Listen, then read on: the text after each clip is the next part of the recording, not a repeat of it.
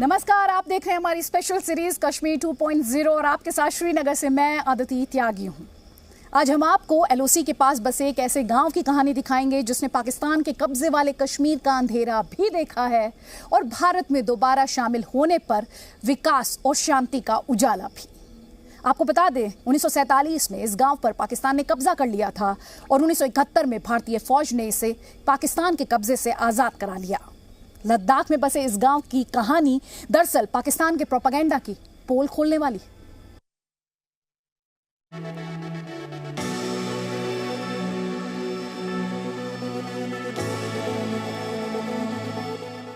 71 से पहले या इस वक्त अगर हम पीओके में होता तो वही हालात वहाँ पे होते जो अभी पाकिस्तान में है। आज़ादी वाली फिजा में जीने का मौका नहीं मिलता। सबसे पहली चीज़ आज़ादी, दूसरे अमन। हमारे यहाँ बहुत अच्छे डेवलपमेंट हो रहा है, पर जो फंडिंग हो रहा है वो अच्छा हो रहा है सर। एजुकेशन जो है बहुत अच्छा चल रहा है सर। लद्दाख में एलओसी के बिल्कुल करीब बसे इस गांव की आवाज पाकिस्तान और उसके हुक्मरानों तक भी जरूर पहुंच रही होगी। ये बात अलग है कि पाकिस्तानी नेताओं के कान बंद हैं और मुंह खुले हुए, इसीलिए वो सच के उजाले को झूठ की कालिक से ढकने के नाकाम कोशिश करते रहते हैं और हर बार मुंह की खाते हैं। नियंत्रण रेखा पर लद्दाख के इस आखिरी गांव का नाम हुंडरमान है। 1971 की लड़ाई में भारतीय सेना ने इस गांव को मुक्त करवाया। मैं लाइन ऑफ कंट्रोल से कुछ 100 मीटर दूर खड़ा हूँ। यहाँ लद्दाख के भूरे वीरान पहाड़ों के बीच जब भी कोई हरा धब्बा नजर आता है तो उसका अर्थ है वहाँ पानी है और वहाँ गांव है। मेरे ठीक पीछे पाकिस्तान ऑक्यूपाइड कश्मीर का पहला गांव ग्रोलमो है।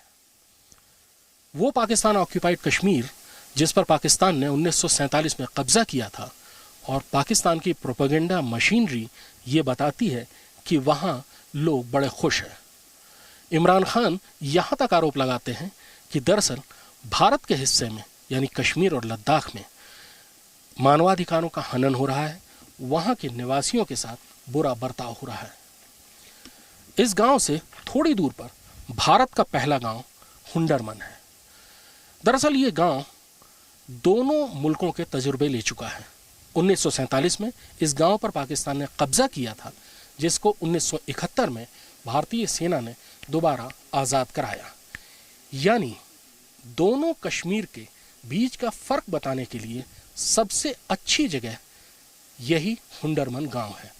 इस हुंडरमन गांव में बहुत सारे लोग अभी ऐसे भी हैं जिनको पाकिस्तान के कब्जे के उस दौर की याद भी है। हुंडरमन गांव के लोग दरअसल क्या कहते हैं, जिनको दोनों ही कश्मीर का तजुर्बा है, भारत का भी और पाकिस्तान का भी। इमरान खान की प्रोपेगेंडा मशीनरी का जवाब इसी हुंडरमन गांव में मिलेगा, जो ठीक लाइन ऑफ कंट्रोल पर है। 1971 से 2021 तक हुंडरमान ने एक लंबा सफर तय किया है। 2019 में आर्टिकल 370 खत्म होने के बाद लद्दाख को जम्मू कश्मीर से अलग एक केंद्र शासित क्षेत्र बना दिया गया। उसके बाद लद्दाख ने तरक्की की नई रफ्तार पकड़ी है। हुंडरमान इसका प्रमाण है। इस छोटे से गांव में 250 से भी कम लोग रहते हैं। ज्यादातर मकान पक्के हैं। जी न्यूज की टीम एक घर में पहुंची तो वहां दावत की तैयारियां चल रही थी। गांव में 200 से कुछ ज्यादा लोग रहते हैं। सबसे अच्छी बात यह है कि यहाँ पर लिटरेसी लगभग 100% बता रहे हैं। सारे बच्चे स्कूल पढ़ने जाते हैं। मोहम्मद इसाक खुद पढ़े लिखे हैं और कॉन्ट्रैक्टर का काम करते हैं। 2 साल हो गए, 370 खत्म हुई और लद्दाख यूटी बना। आप बाहर भी घूमते रहते हैं, अलग अलग जगह घूम के पहले का भी वक्त देखा, अभी का भी वक्त देखा। 2 साल में आपको क्या फर्क लग रहा है? अच्छा लग रहा है, खराब लग रहा है? बहुत अच्छा लग रहा है सर। 2 साल में हमारे यहाँ बहुत अच्छे डेवलपमेंट हो रहा है, पर जो फंडिंग हो रहा है वो अच्छा हो रहा है सर। एजुकेशन जो है बहुत अच्छा चल रहा है सर। बस सब कुछ बहुत अच्छा चल रहा है सर। साक्षरता को दुनिया भर में विकास का अहम पैमाना माना जाता है। इस पैमाने पर हुंडरमान गांव खरा उतरता है। यहाँ एक भी बच्चा अशिक्षित नहीं है। पर यहाँ पर बहुत सारे हुंडरमन जैसे गांव हैं, इतनी आगे नहीं लेकिन फिर भी बहुत दूर दूर है। वहाँ एजुकेशन जो नया फंड है उससे आगे बढ़ेगी, पक्का बढ़ेगी सर। यहाँ पे यूनिवर्सिटी बढ़ेगी तो हमारे बच्चों को दूर जाना नहीं पड़ेंगे। यहाँ नज़दीक में पढ़ने के लिए बहुत अच्छा हो जाएंगे सर। हर कोई पढ़ सकते, लड़कियाँ लड़के सब पढ़ सकते हैं सर। खासकर लड़कियाँ जितना दूर नहीं जा सकते, तो उनके लिए यहाँ यूनिवर्सिटी बनेंगे तो बहुत अच्छा लगेगा सर। जी सर। अभी जैसे बच्चे कहाँ पढ़ने जाते हैं? अभी हमारे यहाँ मिडिल स्कूल है सर, वहीं पे पढ़ते हैं सर। जो मिडिल से हाई स्कूल में जाते हैं वो लोग बाजार जाते हैं सर, करगिल बाजार, वहाँ पढ़ने जाते हैं सर। जी सर। ये पूछना चाह रहे थे इस गांव के लोगों का सेना के साथ गहरा नाता है। सेना के सहारे इनकी रोजी रोटी चलती है, लेकिन रोजगार से बड़ा है देशभक्ति का जज्बा। गांव में ज्यादातर लोग क्या काम करते हैं अभी? गाँव में सारे लोग आर्मी के पोस्ट पे पोर्टर का काम करते हैं सर। जब 1971 में जब ये गाँव जो हिंदुस्तान के तब से आज तक वो लोग वही काम कर रहे हैं सर। जी सर। और कुछ एक लोग आप लोग जैसे बाहर भी जाते हैं? सर कोई युवा लड़के सब बाहर काम भी करते हैं सर। ये गांव लंबे अरसे तक पीओके के गिलगित बाल्टिस्तान का हिस्सा रहा, इसीलिए यहाँ के लोगों को उस बुरे दौर की कहानियां याद आती हैं। हुंडरमान के नौजवानों ने अपने बुजुर्गों से वो कहानियां सुनी हैं। 71 से पहले हम अपने बाप दादा अजदाद से सुनते थे कि अगर हम 71 से पहले या इस वक्त अगर हम पीओके में होता तो वही हालात वहाँ पे होते जो अभी पाकिस्तान में है। आए दिन आपके लाइफ की सिक्योरिटी का कोई भरोसा नहीं रहता, क्योंकि आए दिन वहाँ पे कुछ न कुछ कहीं न कहीं तंजीमें उठा के वहाँ पे खासकर एक दूसरे कम्युनिटी को वहाँ टारगेट करते हैं। और उसमें से गिलगित बल्तिस्तान हम देख सकते हैं, जिस अभी जो यहाँ से जुड़े हुए हैं वहाँ पीस अमन नहीं है। इमरान खान कश्मीर का राग अलाप कर दुनिया को गुमराह करने की कोशिश करते हैं। उनको हुंडरमान गांव के नौजवान हुसन की बात सुननी चाहिए। ये हमारी खुशकिस्मती रही कि 71 के बाद हमें फिर से हिंदुस्तान में आने का मौका मिला और भारतीय फौज ने अपने जज्बे से, अपनी क़ुव्वत से इस गाँव को आज़ाद किया। तो उस वक़्त से लेकर आज तक हम एक आज़ाद फ़िज़ा में हम सांस ले रहे हैं। हुंडरमान गांव के लोगों ने पाकिस्तान के कब्जे में हिंसा, अत्याचार, अन्याय और गरीबी का सामना किया है। हिंदुस्तान में वापस शामिल होने के बाद उन्हें विकास की नई राह मिली। आर्टिकल 370 खत्म होने के बाद यहाँ का विकास और तेज हुआ है। लद्दाख के नौजवान पाकिस्तान के प्रोपोगेंडा का करारा जवाब देते हैं। इमरान खान साहब को सबसे पहले पीओके के जो मसाइल है, गिलगित बल्तिस्तान के जो मसाइल है, उससे उन मसाइल से लोगों को दूर करने की ज़रूरत है। हाँ, वो हमेशा हमारी खासकर कश्मीर की इशू को उठाते हैं। इमरान खान अपने कश्मीर को नहीं संभाल सकते हैं और हमारे कश्मीर के ऊपर वो आज़ाद कश्मीर में आजकल इलेक्शन चल रहा है तो वो आजकल कुछ कश्मीर पे कुछ ज़्यादा ही एक्टिव है। हालांकि खुद हम देख सकते हैं कि उस मुल्क के आज पाकिस्तान के इक़्तिसादी क्या हालात है। लद्दाख के सीमावर्ती इलाके के लोग अमन और आज़ादी की खुली फिजा में सांस लेते हैं। सबसे पहले मेन फ़र्क यही बात है कि आज़ादी अगर पाकिस्तान में होता तो इतना आज़ाद नहीं होता, इतनी आज़ादी वाली फ़िज़ा में जीने का मौका नहीं मिलता। सबसे पहली चीज़ आज़ादी, दूसरे अमन। हुंडरमान के लोग इसे अपनी खुशकिस्मती मानते हैं कि उनका गांव फिर से भारत का हिस्सा बना। पाकिस्तान में अगर आज हम होते तो पाकिस्तान में शिया कम्युनिटी सबसे मसलूम कम्युनिटी, आप जानते हैं, आए दिन कोयटा, बलूचिस्तान, कराची या खुद गिलगित बल्तिस्तान में हमेशा शिया कम्युनिटी को टारगेट किया जाता है। हमारे बाप दादा कहते हैं कि हमारी खुशकिस्मती है कि हमारी नेक कामों का कुछ करम है कि जिसको अल्लाह ताला ने हमें दुनिया में दिया है, हिंदुस्तान के साथ हमें जोड़ा है। ये सबसे बड़ी नियामत है। हर घर में एक बच्चा है या दो है, सब अब स्कूल की रुख करते हैं, सब पढ़ते हैं, लिखते हैं। हाँ, बदकिस्मती से जब पाकिस्तान में थे उस वक़्त हमारे बाप दादा जिन्होंने स्कूल तक नहीं देखे हैं, लेकिन हिंदुस्तान में आने के बाद तालीम का रुझान चेंज हुआ। आज हर घर में कम से कम हर घर में पोस्ट ग्रेजुएट या ग्रेजुएट बंदे हैं यहाँ पे पढ़ने के लिए। हुंडरमान के लोगों के राष्ट्र प्रेम का अंदाजा आप इसी बात से लगा सकते हैं कि यहाँ के शिक्षित युवक महानगरों में जाकर रोजगार तलाशने के बजाय यहाँ रहकर सेना की मदद करना पसंद करते हैं। ये भी देशभक्ति होने की एक मिसाल है कि यहाँ पे ग्रेजुएट, पोस्ट ग्रेजुएट करने के बाद हमारे लोग दिन रात आर्मी के सेवा में लगे रहते हैं। 71 के बाद आज तक हमारे गाँव के लोग आज भी आर्मी के पोल्ट्री में काम करते हैं। उनके खाना पीना, राशन पानी, सुबह सवेरे जाग के 4 बजे जाग के यहाँ से पानी लेके 8 बजे गाँव में वापस आते हैं। 4-6 किलोमीटर पहाड़ों में चढ़ के आप देख सकते हैं कि कितना हाई एल्टीट्यूड पर ये आर्मी का पोस्ट है। इस गांव के लोगों ने कारगिल के युद्ध में सेना की मदद की थी। हुंडरमान के लोगों को राष्ट्र और सेना पर गर्व है। इमरान खान के प्रोपेगेंडे को सीधा जवाब पेलोसी से सटे हुए इस गांव से मिलता है कि वहां पीओके को संभालिए, भारत की तरफ नजर मत डालिए। अमनो अमान कायम करने की जरूरत उधर है, इधर नहीं। यहाँ पहले ही अमन और आज़ादी दोनों ही हैं। लोग पुरसकून तरीके से अपनी जिंदगी बिता रहे हैं। कृष्ण मोहन मिश्रा, हुंडरमन गांव, डिस्ट्रिक्ट कारगिल।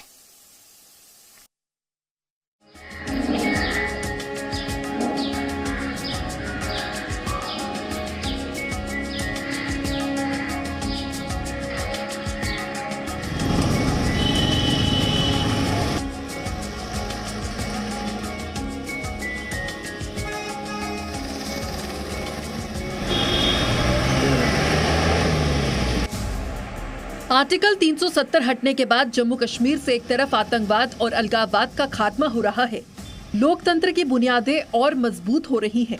दूसरी तरफ केंद्र की योजनाओं से जम्मू कश्मीर में विकास का नया अध्याय लिखा जा रहा है। भड़गाम के इस अस्पताल से इस अध्याय की एक झलक मिलती है। यह अस्पताल जम्मू कश्मीर की बेहतर होती स्वास्थ्य प्रणाली का प्रमाण है। पिछले 2 साल में जम्मू कश्मीर में न सिर्फ शहरों बल्कि गांव में भी स्वास्थ्य सुविधाओं को बेहतर बनाने का मिशन चल रहा है। वर्ल्ड बैंक की मदद से कश्मीर घाटी में स्वास्थ्य सेवाओं की बुनियादी ढांचे को विकसित किया जा रहा है। इसके लिए 368 करोड़ रुपए खर्च किए जा रहे हैं। आपातकालीन मामलों खासकर कोविड इलाज के लिए ग्रामीण क्षेत्रों से लोगों को शहर आना पड़ता था। इस सफर में कई लोगों की जान चली जाती थी। इसके अलावा कोविड महामारी के कारण शहरों के अस्पतालों में दबाव कई गुना बढ़ता जाता था। लेकिन अब गांव में रहने वाले मरीजों को इलाज के लिए शहरों में नहीं आना पड़ेगा। उन्हें अब शहर जैसी स्वास्थ्य सुविधा गाँव में मिलेगी। मैं खुशी के साथ आपको ये कहता हूँ कि world bank and the government of Jammu and Kashmir allocated $50 million for COVID management in a contingency emergency response component of this project। इस 50 मिलियन की वैल्यू आज की डेट में तकरीबन 368 करोड़ के आसपास पड़ती है।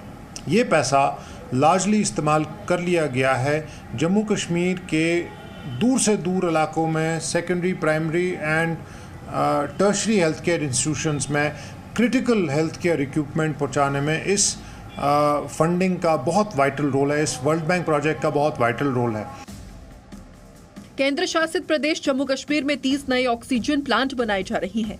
15 का निर्माण जम्मू में जबकि 15 का निर्माण कश्मीर में किया जाएगा। अस्पतालों के लिए 42 तरह के नवीनतम क्रिटिकल केयर उपकरण खरीदे गए हैं और इन सुविधाओं को जम्मू कश्मीर के दूर दराज इलाकों के अस्पतालों तक पहुंचाया जा रहा है।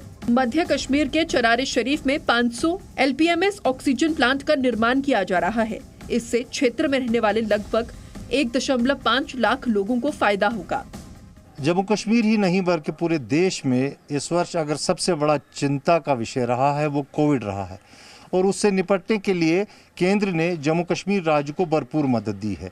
प्राइम मिनिस्टर डेवलपमेंट पैकेज के तहत मैं आपको बता दूं, जम्मू कश्मीर में 30 जो है ऑक्सीजन जनरेशन प्लांट्स बनाए जा रहे हैं और इस वक्त जहां पर हम खड़े हैं ये डिस्ट्रिक्ट बडगाम का एक रिमोट एरिया है, सरार शरीफ। और लगभग 50 से ज़्यादा फीसदी लोग जो है उनको इसका बेनिफिट होगा और ख़ासकर कोविड महामारी से निपटने के लिए ये बहुत ही लाभदायक होगी। हमारे साथ यहाँ पर अधिकारी मौजूद है, उनसे बात करते हैं। आपका नाम क्या है? जी, मेरा नाम शुजा कुरैशी है। शुजा जी, आपसे जानना चाहूँगा ये जो आप ऑक्सीजन जनरेशन प्लांट यहाँ पे तैयार हो चुका है, इसमें क्या फैसिलिटीज़ है और किस तरह लोगों को मदद करेगा? ये कश्मीर प्रोविंस में अराउंड 15 प्लांट लग रहे हैं और जम्मू प्रोविंस में 15 लग रहे हैं।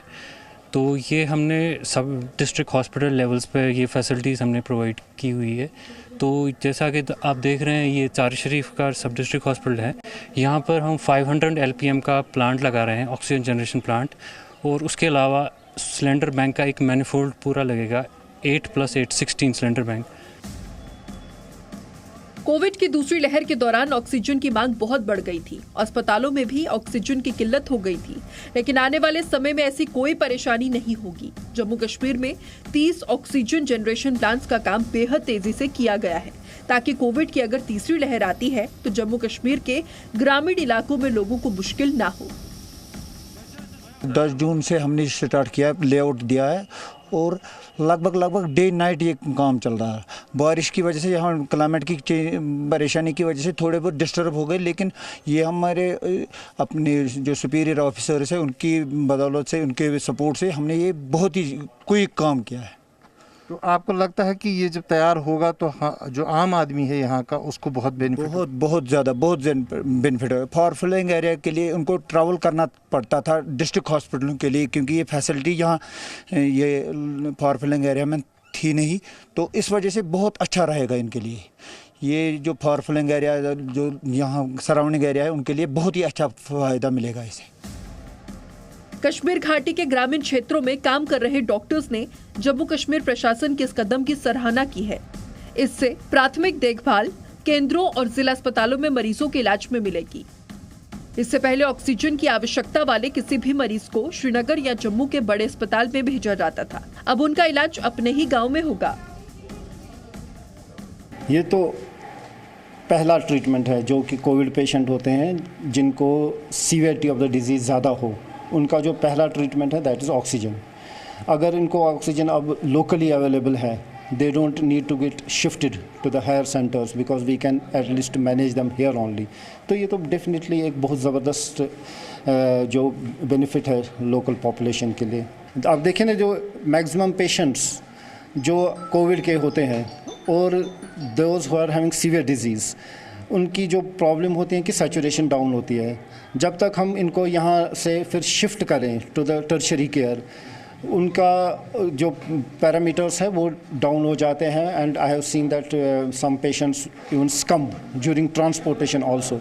अब जबकि ऑक्सीजन लोकली अवेलेबल है, at least this process will not occur, this thing will not occur that we will be losing the patients during transition। Srinagar से 35 से 40 किलोमीटर की दूरी पर ये चार शरीफ इलाका है बडगाम ज़िले का, जहाँ पर ये सब डिस्ट्रिक्ट हॉस्पिटल का जो एक्सटेंशन है वो वॉर फुटिंग पर तामीर किया जा रहा है। आप देख रहे हैं हर तरफ न्यूली कंस्ट्रक्शन हो रही है, बेड्स लगाए जा रहे हैं और यहाँ पर ऑक्सीजन जनरेशन प्लांट भी लगाया गया है।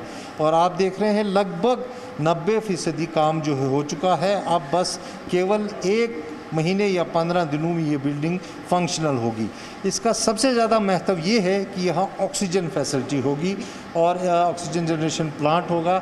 60 बेड्स यहाँ पर रहेंगे ऐसे जिन्हें कंटिन्यूस 24 आवर्स ऑक्सीजन सप्लाई मिलती रहेगी। इसके अलावा यहाँ पर जो CT स्कैन मशीन्स हैं या फिर अल्ट्रासाउंड मशीन्स हैं वो सब मुहैया की गई है। और ये जो है प्राइम मिनिस्टर डेवलपमेंट जो प्रोग्राम है उसके तहत किया गया है।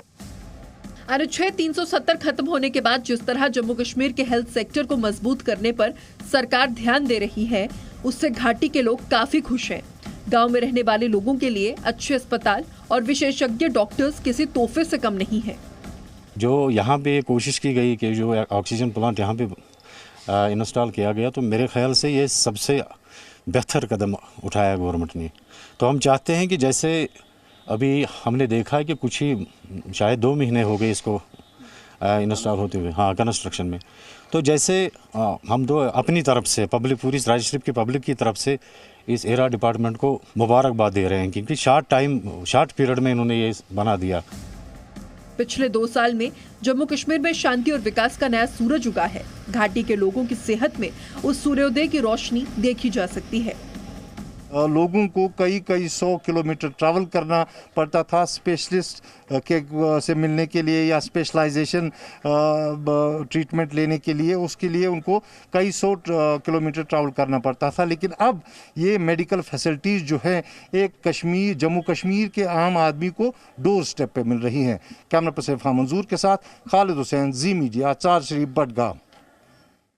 हमारे स्पेशल में फिलहाल इतना ही। Presenting B News app available on Google Play and App Store. Download it now.